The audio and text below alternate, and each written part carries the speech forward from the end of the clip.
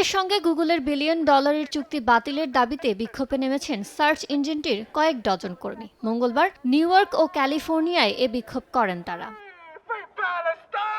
তাদের দাবি ১.২ বিলিয়ন ডলারের দীর্ঘমেয়াদী প্রজেক্ট নিম্বাসের আওতায় ইসরায়েল সরকার ও তার প্রতিরক্ষা মন্ত্রণালয়কে ক্লাউড ও এআই পরিষেবা দেয় গুগল। এ চুক্তিতে প্রযুক্তি জায়ান্ট অ্যামাজনও যুক্ত রয়েছে।